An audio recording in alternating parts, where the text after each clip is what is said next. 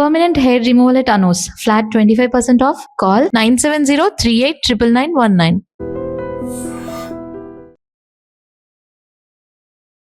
Hi నమస్తే, welcome to iDream media. నేను మీ రుద్దం శ్రీనివాస్. సెలబ్రిటీల పేరుతో, సెలబ్రిటీల ముసుగుతో ఈ మధ్య కాలంలో జరుగుతున్న మోసాల సంఖ్య బాగా పెరిగిపోయింది, ముఖ్యంగా మన తెలుగు రాష్ట్రాల్లో. ఆ మధ్యనే మనం చూసాము మంగ్లీ పేరుతో జరిగిన ఒక మైక్రో ఫైనాన్స్ స్కాము. అది మరిచిపోక ముందే మరో famous YouTuber Manashankar Varaprasad channel యూట్యూబర్గా పేరు తెచ్చుకున్నటువంటి రఘు నందన, ఆమె పేరు ఒరిజినల్ పేరు నందు వరల్డ్స్ అంటారు ఆమె ఛానల్ పేరు. ఆమె యూకే వీసాల పేరుతో చాలా మోసం చేసింది. చాలామంది నుంచి 15 లక్షలు 20 లక్షలు ఇట్లా వసూలు చేసి మోసం చేసిందని ఆమె పైన ఆరోపణలు వెల్లువెత్తుతున్నాయి గత కొంతకాలంగా. నిన్ననే ఆంధ్రప్రదేశ్లోని ఇబ్రహీంపట్నంలో, కృష్ణా జిల్లాలో, ఎన్టీఆర్ జిల్లాలో ఎఫ్ఐఆర్ కూడా ఆమె మీద నమోదు చేయడం జరిగింది. దీనికి సంబంధించి మాట్లాడదాం. హైకోర్టు అడ్వకేట్ కాంపల్లి ఉదయకాంత్ గారు మనతో ఉన్నారు. నమస్తే ఉదయకాంత్ గారు. నమస్కారం శ్రీనివాస్ గారు. ఉదయకాంత్ గారు, ఏంటి అసలు దీన్ని మనం ఎట్లా అర్థం చేసుకోవాలి? మోసపోయే వాళ్ళు ఉన్నంత వరకు మోసం చేసే వాళ్ళు ఉంటారు అనుకోవాలా? మోసం చేసే వాళ్ళు ఉన్నంత వరకు మోసపోయే ప్రజలు ఉన్నారు అనుకుంటారు? ఇప్పుడు ఎట్లా ఇచ్చేస్తారండి 15 లక్షలు 20 లక్షలు? యూట్యూబ్లో 4 మాటలు మాట్లాడితే డబ్బులు ఇచ్చేస్తారా? నేను రోజు మీరు చాలా మాట్లాడుతుంటారు, నేను రోజు 4-5 ఇంటర్వ్యూల్లో కనీసం 2-3 మాట్లాడుతుంటాను. మనం అడిగితే ఇస్తారా? అయితే నేనేమంటానంటండి, ఇప్పుడు మోసం చేయడం తప్పు కాదంట, నేను మోసపోవడం తప్పనంట. కరెక్ట్. ఇంత చూస్తున్న తర్వాత, ఇంత తెలుసుకున్న తర్వాత, ఇన్ని జరుగుతున్న తర్వాత కూడా పదే పదే పదే పదే డబ్బులు ఇస్తూ ఉండడము, అధిక వడ్డీలకు ఆశపడి డబ్బులు ఇవ్వడం ఒక వంత అయితే, డబ్బులు ఇస్తూ ఉండి ఇటువంటి కన్సల్టెన్సీలకు పే చేసేసి ఇది కొత్త రకమైన మోసం అన్నట్టు. మనం మొన్నటిదాకా మంగళి కేసు కూడా చూసినాం. అధిక వడ్డీలు వస్తాయని చెప్పి 5 రూపాయలు 5 రూపాయలు 10 రూపాయల వడ్డీలు అని చెప్పేసి కోట్ల రూపాయలు వసూలు చేసుకున్నారు. ఈ కేసు చూస్తేనేమో ఉద్యోగాలు ఇప్పిస్తారని చెప్పేసి ఫేక్ వీసాలు క్రియేట్ చేయడం అండ్ బ్యాక్ డోర్ ఎంట్రీస్ అని చెప్పేసి. ఇప్పుడు ఈ పరిస్థితి ఎట్లా ఉన్నదంటే శ్రీనివాస్ గారు, దొంగకు తేలు కుడితే ఏమవుతుంది? దొంగకు తేలు కొట్టిన నొప్పిస్తుంది, కానీ నొప్పి అనలేడు. ఎందుకంటే నరిస్తే బయటపడిపోతాడు. వాడు దొంగతనం చేయడానికి వచ్చినాడని చెప్పేసి వాడు ఇంట్లో ఉన్నాడు, లేచిపోతుంది. అంతే కదా. వీళ్ళు చేస్తున్న పనులు కూడా వాడు అడ్వాంటేజ్ తీసుకున్నారు. ఇప్పుడు నందాస్ ఏదైతే ఓల్డ్ అని చెప్పి ఇప్పుడు ఛానల్ ఉంది, మురళీధర్ ఆయన పేరు, మురళీధర్ అనే వ్యక్తి, వాళ్ళ భర్త, వాళ్ళిద్దరు కలిసేసి ప్రోగ్రామ్స్ చేయడం, ప్రోగ్రామ్ చేస్తూ పబ్లిక్ని ఇమేజ్ గెయిన్ చేయడము, వాళ్ళని అట్రాక్ట్ చేసుకోవడము. ఇంకా వాళ్ళు ఏం చేసినా కూడా అది నడుస్తుంది. చాలా ఫేమస్, ఫెమిలియర్, లేకపోతే ఇంత ఐడెంటిటీ ఉన్నదని. మరి ఇప్పుడు చిరంజీవి సినిమా లేదు, నమ్మకం ఉన్న చోటనే మోసం ఉంటుంది. మోసం ఆబ్వియస్లీ నమ్మకం 2 పట్టలు అంటే నేను ఎప్పుడు చెప్తుంటాను. ఇక్కడ కూడా అదే జరిగింది ఇక్కడ. కాబట్టి అందుకే నన్ను కదా, మోసం చేయడం తప్పు కాదు, మోసపోవడం మాత్రము మట్టికి తప్పు. అందరూ కూడా జాగ్రత్తగా ఉండాలి. ఎవరి స్కిన్ వాళ్ళు ప్రొటెక్ట్ చేసుకోవాలి. మన శరీరం కారణంకి ఎవడో వచ్చేసి మనకు ఆయింట్మెంట్ పెడితే ఇంకా మనము గాయాలు మాంతే అనుకోవడానికి లేదు. అందులో ఇప్పుడున్న పోలీసింగ్ కానీ జ్యుడిషియల్ సిస్టంలో డబ్బులు ఒకసారి పోయినంటే అది చాలా కష్టం, రావడం అనేది కష్టం. అంతే. ఇలాంటి కేసుల్లో పోయిన డబ్బు 2 తిరిగి రావుంటాయి, కానీ తిరిగి రావు. లాక్కోలేం, గీక్కోలేం. ఎంత గీక్కున్నా కూడా మనం ఇచ్చిన దాంట్లో చిల్లర పైసలు వసూలు చేసుకున్నాం తప్ప అదేం లేదు. అప్పుడు వస్తుంది కూడా మనకు తెలియదు. ఇంకా పుణ్యకారం మొత్తం గడిచిపోతుంది శ్రీనివాస్ గారు. సో అది పరిస్థితి అయితే అట్లా. ఉదయకాంత్ గారు, మీరు ఈ కేసును స్టడీ చేశారు బాగా, చాలా రోజుల నుంచి మీరు ఈ కేసు మీద మాట్లాడుతున్నారు కూడా. అంటే మొత్తం వ్యవహారం, మీరు ఒక అడ్వకేట్, ఏమనిపిస్తుంది మీకు? ఇది వాళ్ళు ప్లానుడ్గా చేశారా? ఎందుకంటే వాళ్ళు ఏమంటున్నారంటే, మేము ఎవరిని మోసం చేయలేదు, మా పేరు చెప్పి కొంతమంది చేసిన మోసానికి మాకు సంబంధం లేదు అని వాళ్ళు ఒక వీడియో కూడా క్రియేట్ చేశారు. సో వాళ్ళు చెప్పేది నిజమా, లేకపోతే మీరు మీ అడ్వకేట్ నాలెడ్జ్తో చెప్పండి, ఇది మోసం జరిగిందా, లేకపోతే వాళ్ళ పేరు చెప్పి మోసం చేశారా? ఇప్పుడు దొంగ అంటే కూడా వాడు ఒప్పుకోడు, వ్యభిచారం అంటే కూడా వ్యభిచారం ఒప్పుకోదు. అవును. ఎవరైనా కూడా ఇంకా అంటే మమ్మల్ని దొంగ అంటున్నావా? అవును. అవి వ్యభిచారలమా? ఈ విధంగా రియాక్ట్ అవుతా ఉన్నారు. బ్లాక్ అండ్ వైట్ ఎవిడెన్స్, వాళ్ళ అకౌంట్లో డబ్బులు పోయినాయని చెప్పేసి డబ్బులు కాకుండా వేరే వాళ్ళ అకౌంట్లు ఇచ్చారు. వాళ్ళని కూడా దొంగలు చేసేసి వాళ్ళని కూడా తీసుకొచ్చి పడేయాలి, లోపలేయించాలి. ఎవడెవడైతే వాళ్ళు కూడా కాన్స్పిరసీలో ఇన్వాల్వ్ అయినట్టే కదా. అవును, అంతే కదా. ఇప్పుడు నేను ఫర్ ఎగ్జాంపుల్ మీ అకౌంట్కు డబ్బులు పంపిస్తున్నాను, ఉమ్, మీరు ఏమంటారు మన కెమెరామెన్ లేకపోతే ఇంకొక ఎడిటర్ లేకపోతే ఇంకో 4 అకౌంట్లు ఇచ్చేసి, ఉమ్, ఎందుకంటే డౌట్ రాకుండా అన్నట్టు. అంటే ఏవైతే మనం డబ్బులు పంపిస్తున్నామో ఇమీడియట్గా 10,000 పౌండ్లు ఒకరి అకౌంట్కి పోతే ఎక్కడ డౌట్ వస్తుందనే ఒక ఆలోచనతో ఏం చేస్తారు, వివిధ వాళ్ళ ఫ్రెండ్స్ లేకపోతే వాళ్ళ ఏజెంట్స్ వాళ్ళ బెనామీస్ ఎంతమంది ఉంటారో ఉమ్, తల ఒక 1000 పౌండ్స్ లేకపోతే 2,000 పౌండ్స్ పంపించమని చెప్పి ఉమ్, వాళ్ళందరికీ కూడా పంపించేసి వీళ్ళకు కాస్ట్ సర్టిఫికేట్ అంటే అవును, ఇవ్వడం, ఇదంతా ఇవ్వడము, ఇచ్చిన తర్వాత వాళ్ళకి అక్కడ ఏదో వీసా ప్రాసెస్ అవుతుంది, వాళ్ళకి ఎంప్లాయ్మెంట్ దొరుకుతుంది. అంటే ఏమవుతుందంటే శ్రీనివాస్ గారు, ఇప్పుడు మన భారతదేశంలో ఎంప్లాయ్మెంట్ అనేది తక్కువ ఉన్నది అవును, ఫస్ట్ ఇన్స్టెన్స్లో. అండ్ ఎడ్యుకేషన్కు పై విదేశాలకు వెళ్ళాలన్న కోరిక, ఆశ, ఆతృత ఎక్కువ ఉన్నది మన దేశ ప్రజలకి. డాలర్ డ్రీమ్స్ కూడా ఎక్కువే మనకి. అదే డాలర్ డ్రీమ్స్ ఎక్కువ, పౌండ్ డ్రీమ్స్ ఎక్కువ, ఇవన్నీ కూడా ఎక్కువనే. అట్లా మనకి ఏమొస్తుంది అన్నది పక్కన పెడితే వీళ్ళకు అంటే అత్యాశ ఎక్కువ అయిపోతుంది. కరెక్ట్. అత్యాశ ఎక్కువ కావడం వల్ల వీళ్ళు అంటే బియాండ్ అంటే వాళ్ళకున్న ప్రాసెస్, లీగల్ ప్రాసెస్ కంటే కూడా అవుట్ ఆఫ్ వే బ్యాక్డోర్ ఎంట్రీస్కు ఎక్కువ ప్రిఫర్ చేస్తున్నారు. ఇక్కడ నుంచి మనం ఒక కంట్రీకి వెళ్ళాలంటే డ్యూ ప్రాసెస్ కింద IELTS రాసుకొని, GRE రాసుకొని, TOEFL రాసుకొని ఇవన్నీ క్వాలిఫై అయిన తర్వాత వాళ్ళు వెళ్ళేటప్పుడు బ్యాంక్ అన్ని గ్యారంటీస్ చూసుకొని వాళ్ళ ఫైనాన్షియల్ క్రెడిబిలిటీస్ ఎంత, వీళ్ళు నిజంగా కట్టగలుగుతారా లేదా, ఉండగలుగుతారా లేదా, ఇవన్నీ వెరిఫై చేసి వాళ్ళ బ్యాంక్ అకౌంట్స్ అన్నీ కూడా చూసుకొని వాళ్ళకు ఆథరైజ్ చేసేసి పంపిస్తారు. వీళ్ళు అక్కడికి పోయిన తర్వాత చదువు పూర్తి చేసుకొని ఇక్కడికి రారు, ఇంకా కూడా కంటిన్యూ కావాలి. ఇదివరకు మీరు అన్నారు కదా డాలర్ క్రేజ్ ఎక్కువ ఉంటుందని చెప్పేసి, వాళ్ళు ఇంకా కూడా అక్కడ కంటిన్యూ కావాలంటే ఇటువంటి ఆపర్చునిటీస్ కంపెనీస్ నుంచి స్పాన్సర్షిప్ రావడము, లేదంటే కనుక వీసా రావడము వస్తే కనుక వాళ్ళు అక్కడే ఉండొచ్చు. ఇంకా ఏ చెత్త పని, పాకి పనులు, లేకపోతే రూములు కడుక్కునుడు, లేకపోతే పెట్రోల్ బంకులల్లా, స్టోర్లల్లా ఇక్కడికి వచ్చిన తర్వాత మహారాజాలు లెక్క ఉంటారు. వాళ్ళకి ఈ లైఫ్, ఈ జీవితాలు సరిపోవు అన్నట్టు. అక్కడికి వెళ్ళి ఏ పని, ఏ చెత్త పని చేసినా పర్లేదు, డబ్బులు రావాలి. సో అదే అంటే ఆఫ్ కోర్స్ కొందరికి సోర్స్ లేక, కొందరైతే అత్యాశకు కొంతమంది ఉండేసి అక్కడ బలైపోతున్నారు. ఇక్కడ జరిగింది కూడా అదే. అవును. ఇది ఈమెకు లక్షలాది మంది ఫాలోయర్స్ ఉన్నారు. నందు వరల్డ్ అనే యూట్యూబ్కి ఈమె చెప్పే వీడియోలు, ఈమె చేసే ఇవన్నీ చాలామంది అట్రాక్ట్ అయ్యారు, చాలా వీడియోస్ ఉన్నాయి. అలాంటి ఆమె లక్షలాది మంది నమ్మకాన్ని ఈ వీసా స్కామ్ చేయాలని ఎందుకు అనిపించింటుంది ఆమెకి? అంటే సార్ సింపుల్ చెప్తాను సార్, నమ్మకపోతే వాళ్ళు డబ్బులు ఎందుకు పెడతారు సార్ మిమ్మల్ని? అంతేనా? నమ్మితేనే కదా సార్ వాళ్ళ మీద డబ్బులు పెట్టుబడి అంటారు. నమ్మకమే కదా పెట్టుబడి. నేను మిమ్మల్ని నమ్ముతేనే కదా నేను మీకు డబ్బులు ఇస్తాను. మీకు నమ్మకపోతే, లేకపోతే నమ్మకం మీరు క్రియేట్ చేయకపోతే నేను మీకు డబ్బులు ఎందుకు ఇస్తా? మీకంటూ ఒక పెద్ద సెటప్ ఉండాలో, స్టూడియో ఉండాలో, iDreams ఛానల్ ఉండాలి, దాని తర్వాత మీకు వ్యూవర్షిప్ ఉండాలి, అన్ని ఉన్న తర్వాత శ్రీనివాస్ గారు పెద్ద మంచి క్రెడిబిలిటీ ఉన్న తర్వాతనే కదా ఎవరైనా, అంతే కదా సార్. సో అది చూసుకునే కదా ఎవరైనా పెట్టేది. సో ఇక్కడ జరిగింది అదే. వాళ్ళు ఏం చేస్తున్నారంటే ఒక హైప్ క్రియేట్ చేసుకున్నారు వాళ్ళకి వాళ్ళు. ఏముంది, యూట్యూబ్ ఛానల్స్లలో ఎన్ని పోస్టులు పెట్టినా కూడా వ్యూవర్షిప్ పెట్టిన కూడా వాళ్ళ పైసలు వస్తాయి, టైంపాస్, ఎంజాయ్మెంట్. దాంతోపాటు అన్నిటికంటే స్ట్రాంగ్ థింగ్ ఏదో బలమైనది నమ్మకం.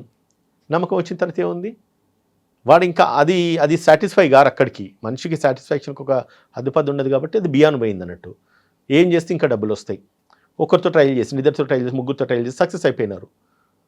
ఇప్పుడు ఎంత ఉండొచ్చండి మోసం విలువ? అంటే ఇప్పుడు మీరు బాధితులు చెప్తున్న దాన్ని బట్టి మీరు కూడా చూసి ఉంటారు బహుశా. మీరు ఇప్పుడు వాళ్ళు ఒక్కరికి అంటే నేను ఒక వీడియోలో విన్నా, అంటే COS అంటే సర్టిఫికేట్ ఆఫ్ స్పాన్సర్షిప్ అనేసి ఒక కంపెనీ ఇవ్వచ్చు ఒక వ్యక్తికి.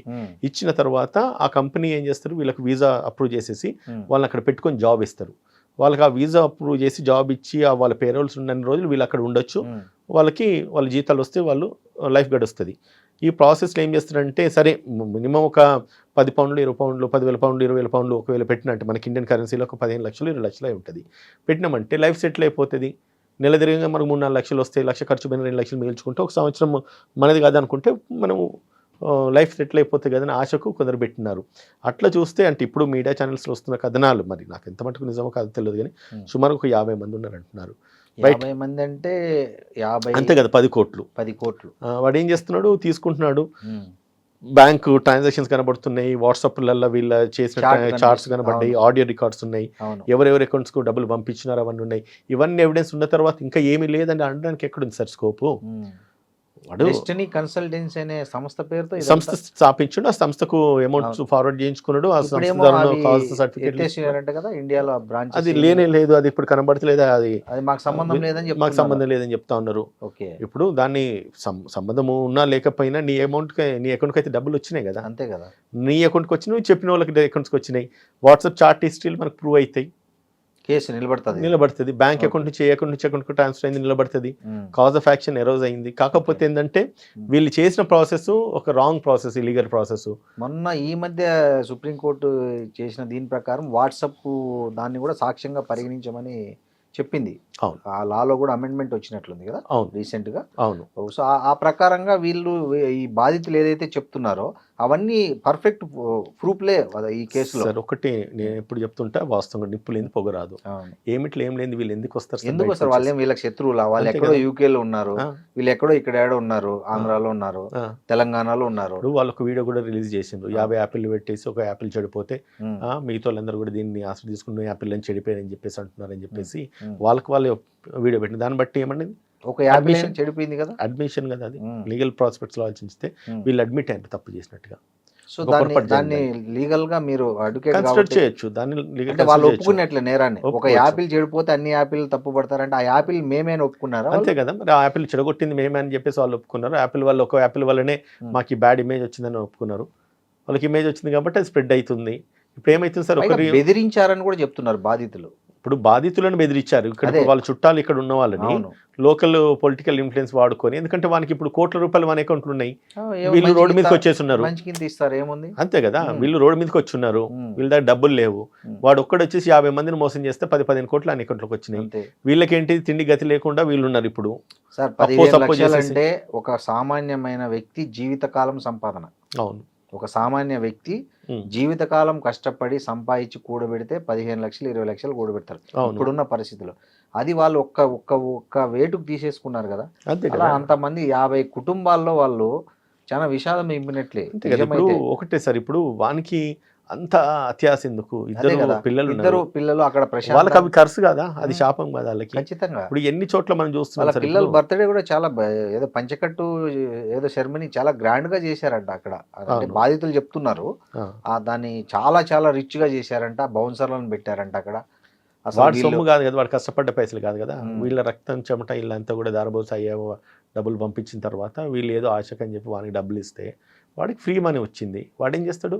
ఇప్పుడు ఇక్కడ ఒక కామన్ ప్రశ్న ఏంటంటే ఉదయకాంత్ గారు, వాళ్ళేమో యూకేలో ఉన్నారు, కేసు ఏమో ఇక్కడ రిజిస్టర్ అయింది, వాళ్ళని ఎప్పుడు తీసుకురావాలి ఇక్కడికి, ఎప్పుడు ఎంక్వైరీ చేయాలి, ఈ ప్రాసెస్ అసలు ఏంటి జరుగుతుంది? ఒక ఎఫ్ఐఆర్ అయిన తర్వాత ఒక ఫారెన్లో ఉండే ఒక నిందితుల్ని తీసుకురావాలంటే విచారణకి ఏంటి ప్రాసెస్? ఎలా? ఒకటండి, ఇప్పుడు లుకౌట్ నోటీస్ ఇస్తారు, ఓకే, నోటీస్ ఇచ్చి వాళ్ళు ఎప్పుడు ఇండియాలో ల్యాండ్ అయినా కూడా వాళ్ళని ఇమీడియట్గా అయితే అరెస్ట్ చేస్తారు. వాళ్ళు రానే రారు. వాళ్ళు చేసుకున్న వాళ్ళకున్న అడ్వాంటేజ్ అది. ఇప్పుడు వాళ్ళంత ధైర్యంగా ఎందుకున్నారంటే వాళ్ళకున్న అడ్వాంటేజ్ అది. లేదు కాదు, వీడి పోయి ఏం చేయాలి, మళ్ళీ అక్కడ కేసు పెట్టాలి, యూకేలో కేసు పెట్టాలి. యూకేలో కేసు పెట్టాలంటే మినిమం లీగల్ కన్సల్టెన్సీకి ఒక 100-200 పౌండ్లు కట్టమంటారు వాళ్ళు.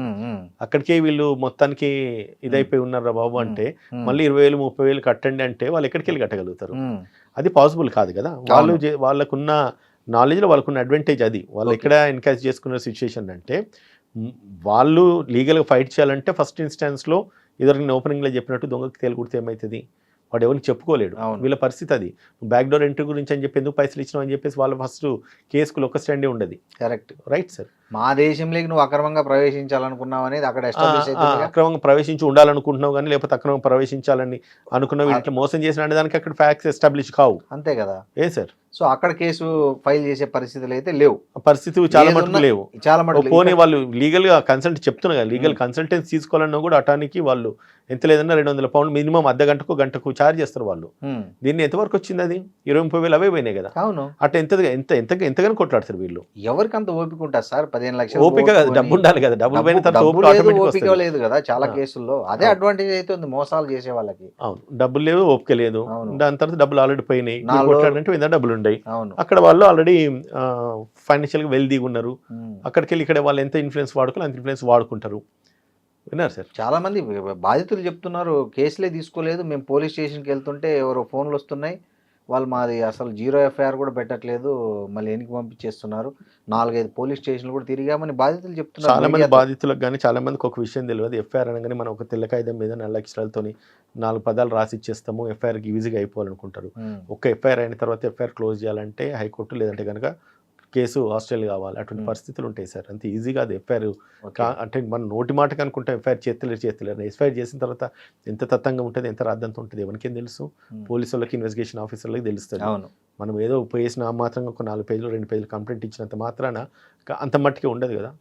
దానికి ఒక ఇన్వెస్టిగేషన్ ఆఫీసర్, ఒక ఏజెన్సీ, దాని తర్వాత తను పోవాలి, తీసుకురావాలి, దాని మీద ఇన్వెస్టిగేషన్ చేయాలి, ఛార్జ్షీట్ వేయాలి, కోర్టుకు ప్రొసీడింగ్స్ నడవాలి, వాడిని అరెస్ట్ చేయాలి, రిమాండ్ చేయాలి, ట్రయల్స్ కావాలి, ఎవిడెన్స్ రికార్డ్ చేయించాలి, ఎన్నెన్ని పనులు ఉంటాయి సార్. మనం సింపుల్గా అనుకుంటే ఎఫ్ఐఆర్ చేస్తారు, ఆలోచిస్తారు కదా, మన మీద ఒక నోటీస్ ఇవ్వాలి, లేదంటే రెడ్ కార్నర్ నోటీస్ ఇచ్చి వాడు ఎక్కడ మన బట్టకు రావాలి, ఇవన్నీ కూడా ప్రాసెస్ ఉంటాయి కదా. ఎవరైతే రిస్క్ తీసుకుంటారు? ఇంకోటి పోనీ నిజంగా వీళ్ళు ఏమన్నా అమాయకంగా ఏదైనా అన్యాయం అయిపోయి ఉన్నారా? అంతే కదా, అత్యాసం పోయి నువ్వు ఒక రాంగ్ రూట్ ను ఎంచుకున్నావు కదా. ఇక్కడ ప్రాబ్లం అదైతుంది. ఇప్పుడు వాళ్ళ మీద సింపతి మనందరికి ఉన్నది. ఇప్పుడు మీడియా ఛానల్ ఓపెన్ చేస్తే ప్రతి సోషల్ మీడియా యూట్యూబ్లో చూస్తే అన్నీ అవే ఉన్నాయి. కరెక్టే, వాళ్ళే వస్తూ ఉన్నాయి పాపం. కాకపోతే సింపతి బాధ ఒక దిక్కు ఉన్నది. కానీ ఇప్పుడు అని చెప్పి మనము ఇప్పుడు ఏం చేయగలుగుతుంది చెప్పండి సార్? అట్లీస్ట్ ఈ ప్రోగ్రామ్స్ మనం ఇవ్వడానికి పెద్దగా మనకేమో క్రేజీ అని కాదు, కానీ అట్లీస్ట్ ఇంకొక నలుగురు తెలిస్తే ఇటువంటి నేరాలల్లో ఇన్వాల్వ్ కారు, అవేర్నెస్ వస్తుంది. ఇవి ఈ స్కామ్లు వస్తూనే ఉన్నాయి, జనం మాత్రము పిచ్చిగా దానిలో నమ్మి మోసపోతుంది. ఎన్ని స్కాములు చూసామండి మనం ఇట్లాంటివి, ఎంతమంది మోసం చేశారు అసలు?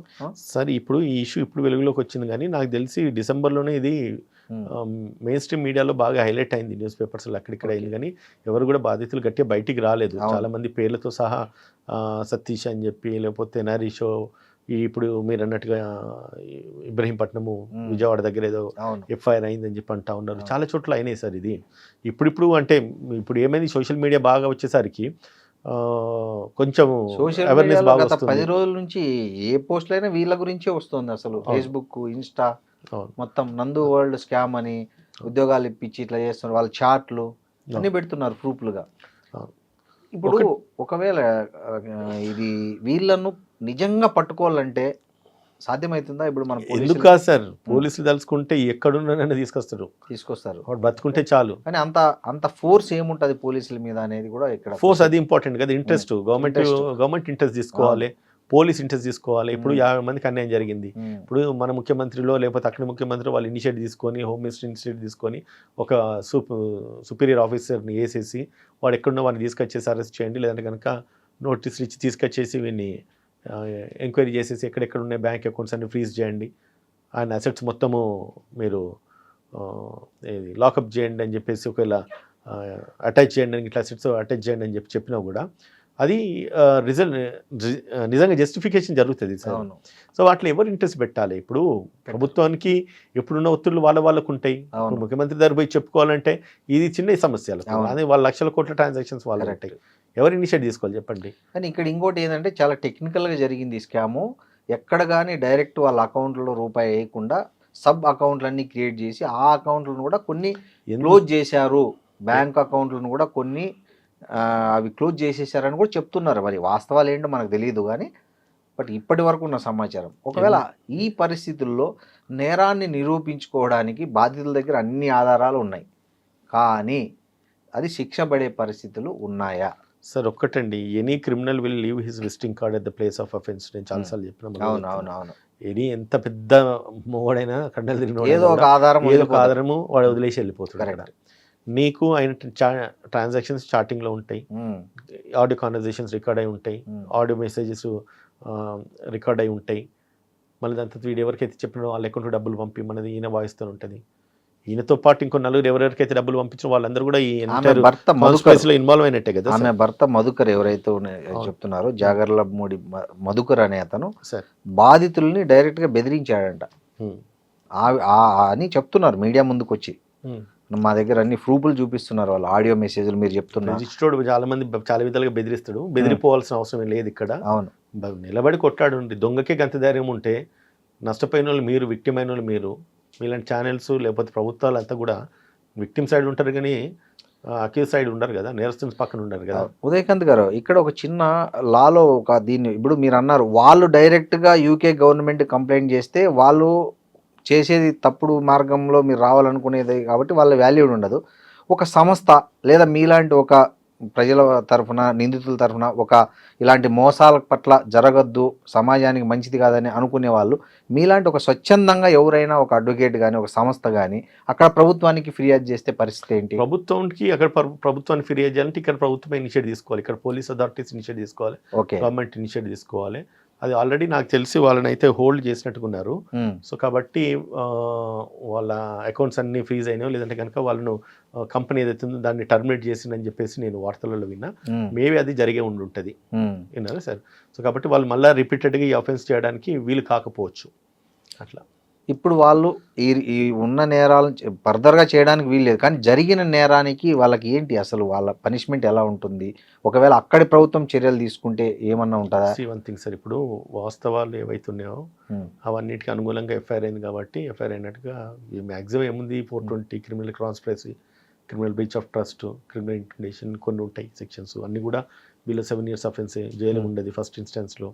నోటీస్ ఇస్తారు, పిలిపించుకుంటారు, ఎంక్వైరీ చేస్తారు. ఇవన్నీ ఎంక్వైరీ అయ్యేంత వరకు వాడికి కనీసం ఒక 3 సంవత్సరాలు 4 సంవత్సరాలు పడుతుంది. కన్విక్షన్ వచ్చినా కూడా వాడు అప్పీల్ చేసుకుంటాడు. డాక్యుమెంట్ ప్రూఫ్స్ ఎవిడెన్సెస్ ఉండేవి, అవి స్టాండ్ కావు. ఈలోపు వీళ్ళకి ఎవరైతే బాధితులు ఉన్నట్టు వాళ్ళ స్పిరిట్ కూడా తగ్గిపోతుంది, నీరు గారిపోతుంది. వాళ్ళకంటే దొంగలకున్న స్కోప్ అదే కదా సార్. అవును, ఇప్పుడు ఎన్నిసార్లు తిరుగుతారు వీళ్ళు కోర్టుల చుట్టూ, పనులన్నీ మానుకొని డబ్బులు పోగొట్టుకొని ఇంట్లో వాళ్ళతో తిట్టించుకొని ఎవడో అప్పు తెచ్చింటారు, వాడు ఒత్తిడి చేసి ఈ పరిస్థితులు అన్నింటి మధ్య వాళ్ళకు కూడా మీరు అన్నట్టు 2-3 ఏళ్ళు పోతే అంత పెద్ద ఇంట్రెస్ట్ పోతుంది. అదే వాళ్ళకి వరమైతుంది. చాలా మంది స్కామ్స్టర్స్ కి బాధితులు ఇంట్రెస్ట్ కోల్పోవడము, ఆసక్తి కోల్పోవడము, నమ్మకం కోల్పోవడము, తిరగడానికి ఓపిక లేకపోవడము. ఏమైతుందంటే సార్ ఇప్పుడు 20 లక్షలు పోయినాయి. అవును, 20 లక్షలు వస్తే రాదో తెలియదు. అవును, 20 లక్షలు రాబట్టుకోవాలంటే మళ్ళీ 2-3 లక్షలు ఖర్చు పెట్టాలి. ఎక్కడికి వెళ్ళి పెడతారు వీళ్ళు? అక్కడికే వాళ్ళు వాషౌట్ అయి ఉంటారు. వీటికి తీసుకున్న డబ్బులకు అప్పులు కట్టుకోవడము, వడ్డీలు కట్టుకోవడం వాళ్ళు సరిపోవు. ఇది వాళ్ళు దొంగల ఆశ్రయం తీసుకుంటారు సార్. ఇప్పుడు ఇటువంటి నిజంగా ప్రభుత్వాలు ఇనిషియేటివ్ తీసుకోవాలి. ఇటువంటి ఎవడన్నా అయితే దొరికింది అనుకోండి, మన ఇండియాలో అయితే ఏం చేయాలంటే 2-3 ఎన్కౌంటర్ చేసేసారు. కరెక్ట్, నిజంగానే వాస్తవంగా జరిగింది, ఆ ఇన్సిడెంట్ జరిగింది, ప్రూఫ్ ఉన్నదానికి ఇట్లాంటి ఇంకా మన కోర్టు తీసుకుపోయి ట్రయల్ చేసుడు కాదు, బహిరంగ ఎన్కౌంటర్లు చేసేసినారు అనుకోండి. ఇంకోసారి మోసం చేయాలంటే వాడు భయపడతాడు. వాడు ఆ సిస్టమ్ లేదు కదా మన ఇండియన్ జ్యుడిషియల్ సిస్టమ్, అట్లా లేదు కదా. అంటే అన్లెస్ వాడిని గిల్ట్ ప్రూవ్ అయ్యేంత వరకు కూడా వాడి నిరపరాధి అనుకోవాలి, వాడు మంచోడని అనుకోవాలి. అంటే ఇప్పుడు ఇట్లా కేసులు అవుతాయి, ఇప్పుడు ఎవరైతే ఎన్ఆర్ఐలు ఉన్నారో వాళ్ళ మీద ఇట్లా ఇండియాలో కేసులు అవుతాయి కదా, వాళ్ళను ఫర్దర్గా వాళ్ళ పాస్పోర్ట్ రెన్యువల్కు అట్లాంటప్పుడు తీసేయచ్చు. వాళ్ళ పాస్పోర్ట్ హ్యాండ్ ఓవర్ చేసుకోవచ్చు. గవర్నమెంట్ రాసేసి వాళ్ళ పాస్పోర్ట్స్ హ్యాండ్ ఓవర్ చేసుకోవచ్చు. వాడు ఒకసారి వచ్చిందంటే మళ్ళీ ఒకసారి ఇంకోసారి వాడు మన బయట దేశాలు పోకుండా కూడా చర్య తీసుకోవచ్చు సార్. కోర్టు అంటే దానికి ఏం చేయాల్సి ఉంటుంది? అంటే బాధితులు చేయాలన్నా? బాధితులు కంప్లైంట్ ఇవ్వడం మట్టుకే సార్. ఇదివరకు చెప్పిన కదా, వాళ్ళకు కంప్లైంట్ రాసి ఇవ్వడమే. పోలీసు నిజంగానే ఇనిషియేట్ తీసుకొని వాళ్ళ మీద యాక్షన్ తీసుకోవాలనుకుంటే పోలీసు తలుచుకుంటే చెయ్యలేదంటే ఏం లేదు సార్. అవును, correct. They can do anything sir. Yes, ఎక్కడి నుంచి వాడిని ఏ పుట్టలను కూడా తవ్వుకొని తీసుకురాగలుగుతారు. బట్ అంత సిస్టము లేకపోతే అంత ఇంట్రెస్ట్ ఎవరు పెట్టాలి అంటున్నా. ఇప్పుడు నిజంగానే ప్రభుత్వం ఇంత జరుగుతున్నాయి కదా, ఇన్ని మీడియా ఛానల్ మాట్లాడుతున్నారు కదా. ఒక ముఖ్యమంత్రియో లేకపోతే ఒక మంత్రియో లేకపోతే ఒక ఎమ్మెల్యే ఎంపీ ఎందుకు మాట్లాడుతున్నారు? ఎవరు మాట్లాడరు. ఎందుకు మాట్లాడుతుంది? ఇది ప్రజల సమస్య కదా, నిరుద్యోగుల సమస్య కదా. మంగళీది కేసు అంతగానో అయింది కదా మన తెలంగాణ రాష్ట్రంలో. ఎవరు ప్రజాప్రతినిధి ఎవరైనా మాట్లాడినరా? విచిత్రంగా ప్రతిపక్షాలు కూడా మాట్లాడలేదండి. మరి దిస్ ఇస్ వండర్ అసలు కదా. జనరల్ గా ప్రతిపక్షాలు ఏదన్నా అంది వస్తే చాలు, పోతేనేమో పోలీసు వాళ్ళు ఏమో పట్టించుకోరు, బయట నిలబడతారు. ఎవరైతే అక్యూజ్ పోతే పోయేసి కంప్లైంట్ ఇస్తే నవ్వుకుంటే ఫోటోలు దిగి పెట్టి ఎక్కడో ఢిల్లీలో జరిగిన వాటి మీద స్పందిస్తారు, మణిపూర్లో జరిగిన వాటి మీద స్పందిస్తారు, నేపాల్లో జరిగిన వాటి మీద స్పందిస్తారు, బంగ్లాదేశ్లో జరిగింది, అమెరికాలో జరిగింది స్పందిస్తారు. కానీ నీ కళ్ళ ముందర నీకు ఓట్లు వేసే ప్రజలకు నష్టం జరిగితే స్పందించే వాళ్ళు కరువు అయిపోయారండి. ఎవరి దగ్గర అయితే డబ్బు ఉంటుందో వాళ్ళ దిక్కే ఈ సిచ్యువేషన్స్ వాళ్ళకి అనుకున్నట్టు టిల్ట్ అవుతూ ఉంటాయి. ఉదయకాంత్ గారు, ఒక అడ్వకేట్గా మీరు చెప్పండి, ఇలాంటి యూట్యూబుల ద్వారా అట్లా ఇట్లా నమ్మకాలు సంపాదించి డబ్బులు స్కామ్ చేసే వాళ్ళ పట్ల ఎలాంటి జాగ్రత్తలు తీసుకోవాలి ప్రజలు, ముఖ్యంగా నిరుద్యోగులు? సింపుల్గా సార్, ఇవన్నీ ఎందుకు సార్, మీకు నమ్మకపోతే అయిపోతాయి కదా సార్. అంతేనా? ఏమో మోసానికి ఒక స్కోప్ ఉండదు. ఆశపడితే సంకనాగిపోతారు. గిట్నే బ్లంట్గా చెప్తున్నా. అవును, ఆశపడి మీరు పెట్టుండ్రి, నాకు పెనక తెలుస్తుంది మీకే. ఎన్ని చూస్తారు, ఎంతగాని చెప్తారు సార్, ఎంత అవేర్నెస్ ఇస్తారు. పోలీసు కూడా ఎంతగాని చేస్తారు సార్. ఒక కేసులో నేను చెప్తాను సార్, ప్రియాంక చిట్ ఫండ్స్ అని చెప్పేసి ఉమ్, మన తెలంగాణలో ఓల్డ్ ఏజ్ వాళ్ళంతా కూడా వాళ్ళు డబ్బులు ఇన్వెస్ట్ చేసినారు. ఉమ్, ఎంత వాడు ఇంట్రెస్ట్ 17% ఏదో ఇస్తున్నాడు పర్ అవును. యానం. బయట ఇస్తే 7-8% కదా అని చెప్పి నేతాజీ అని చెప్పేసి వాడు ఉన్నాడు, ప్రియాంక ఎంటర్ప్రైజెస్ అని పెట్టిండు. ఆయన వైఫ్ ఏమో ఒక బ్యాంక్లో, కార్పొరేట్ బ్యాంక్లో జస్ట్ మేనేజర్. ఉమ్, అక్కడికి వచ్చి డిపాజిట్లు అని తీసుకుపోయి వాని అకౌంట్లోకి డిపాజిట్ చేయించింది. బా. ఇక్కడికి వస్తే మీకు 7-8% కదా, మీరు ఉమ్, నా హస్బెండ్ అకౌంట్ డిపాజిట్ చేస్తే 15-17% ఇంట్రెస్ట్ వస్తుందంటే ఉమ్, ఏజ్ వాళ్ళు రిటైర్మెంట్ అయిన ఉన్న వాళ్ళు అందరూ కూడా వాళ్ళు డబ్బులు పెట్టిండు. ఉమ్, వాడు ఏం చేసిండు, 500 మీద 200 కోట్లకు ఐపీ పెట్టేసిండు. ఉమ్, తీరా పోలీసులకు నేను సీఎం గారికి ఒక రిప్రజెంటేషన్ కూడా రాసిన, ఉమ్, డీజీపీని కలిసిన, ఉమ్, ఒక స్పెషల్ ఇన్వెస్టిగేషన్ టీమ్ ఒకటి సిట్ కాన్స్టిట్యూట్ చేయమన్నా, సిపి గారిని కలిసినాను. కలిసి మాట్లాడితే వాళ్ళు ఏమంటారు, వీడు మోసపోకటి వీని తప్పు కదా, వీని అత్యాస Correct. కాకపోతే వీడు ఎందుకు అంతే కదా, పెట్టిండే, అంతే కదా, ఈ తీటకిలు పెట్టిండ్రు, అంతే. వడ్డీ ఇచ్చిన రోజులు తిన్నరు. ఉమ్, తీరు ఎప్పుడైతే వాడు ఎగ్గొట్టిండో, వాడు కట్టి వాడు అలసిపోయిండు. అంతే వడ్డీ కదా. ఇప్పుడు కట్టే పరిస్థితి లేదు, బిజినెస్ లేదు, నష్టపోయిండు. ఇప్పుడు వచ్చి మా ప్రాణాల మీద పడితే మేము ఏం చేస్తాం సార్, మీరు ఎంత రోజులు వచ్చి మేము ఏం అడిగినా కూడా మేమేం చేస్తాం చెప్పుండ్రి. వాడు డబ్బులు తీసుకున్నాడు ఎక్కడో, మొత్తానికైతే వాడు ఇది చేసేసుకున్నాడు, అవును. ఇన్వెస్ట్మెంట్స్ పెట్టుకున్నాడు, అమౌంట్ అంతా స్ప్లిట్ చేసిండు, సార్ట్ అవుట్ అయిపోయినాయి. కోర్టు నుంచి వాడు ఐపీ పెట్టుకున్నాడు. కోర్టు ఏం చేస్తే ఐపీ పెట్టుకుని కోర్టు ప్రొటెక్షన్ ఇస్తుంది, పోలీస్ ప్రొటెక్షన్. ఉమ్, అని ఇన్సాల్వెంట్గా పూర్తిగా డిక్లేర్ అయినంత వరకు అన్ని ఏ పోలీసులు ముట్టనీయలేదు, అరెస్ట్ చేయనికలేదు. మరి న్యాయస్థానం చట్టాలు ఈ రకంగా ఉన్న తర్వాత బాధితుడికి నష్టపోయిన తర్వాత మనకి న్యాయం జరుగుతున్న స్కోప్ ఎక్కడిది చెప్పండి. జరగదు. కాబట్టి నేను ఒకటే చెప్తా సార్, ఇప్పుడు ఉమ్, మోసం నేను 100కి 100 కాదు సార్, 100 సార్లు అదే చెప్తా. మోసం చేయడం తప్పు కాదు, మోసపోవడం తప్పు. మీ జాగ్రత్తలు మీరు ఉండండి. అరే మనం ఎవరిని నమ్మి 10 రూపాయలు ఖర్చు పెట్టాము, 10,000 ఎవరికి అప్పియము, ఎప్పుడో ఏదో ఇస్తారని చెప్పి పిల్లలు 10 అడిగితే కూడా లక్షలు, ఇయ్యరండి 20 వాళ్ళు లక్షల చాలా రూపాయలు, మంది. ఉమ్, అంత అత్యాస ఎందుకు, అవును. అంత ఇదెందుకు, అంత అవేర్నెస్ లేకుండా బ్రతకడం ఎందుకు? ఎంతో మంది మోసపోతున్నారు. అసలు పెద్ద పెద్ద ప్రొఫెసర్లు చాలా మంది మోసపోతున్నారు. ఇప్పుడు ఇక్కడ యూకేకి పోవాలనుకున్న వాళ్ళు అందరూ మినిమం బీటెక్లు చేసిన వాళ్ళే కదా. మినిమం అంటే ఒక డిగ్రీ అట్లీస్ట్ డిగ్రీ కంప్లీట్ చేసుకొని బీటెక్, ఎంఎస్ అట్లా చేసిన వాళ్ళే కదా. సో వాళ్ళు కూడా ఇది స్కామ్ అని పసిగట్టలేకపోయారు.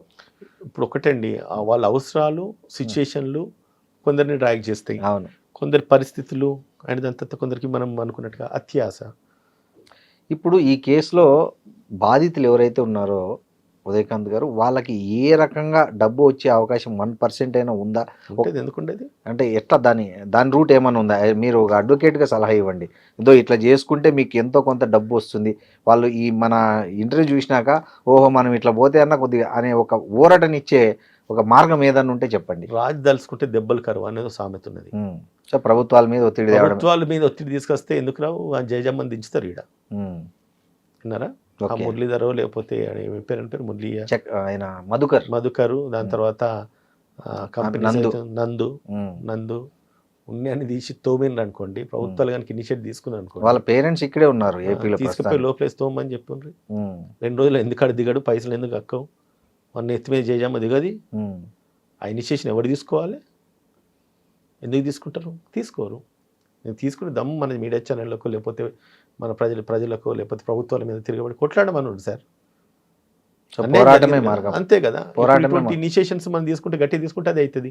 వాడు 10 కోట్లు సంపాదించుకున్నాడు, వ్యవస్థకు 2-3 కోట్లు వాడు ఖర్చు పెట్టుకుంటే కూడా మిగతా అంతా అన్ని సిస్టమ్ అంతా సైలెంట్ అయిపోతుంది కదా. వాడు బలపడే అటువంటి సిస్టమ్ లో మనం బ్రతుకుతున్న తర్వాత నేరస్తుని కాపాడడానికి విసులుబాట్లు ఎన్నో ఉన్నాయి, అది మనకు తెలుసు. ఇంకా మనం ఎందుకు మోసపోవాలి? ఇంకా దీంట్లో ఇటువంటి సిస్టంలో మనం జస్టిస్ ఎట్లా ఎక్స్పెక్ట్ చేస్తాం? It's very difficult. Be careful అంతే. ఇప్పుడు మనం ప్రజలకు చెప్పేది ఏంటంటే అటువంటి జరిగినాయి కాబట్టి ఇంకెవరైనా ఉంటే కనుక మోసపోకుండ్రి, ఇంత మటుకైతే మనం చెప్పగలుగుతాం. దీనివల్ల మనం ప్రివెంట్ చేయగలుగుతాము.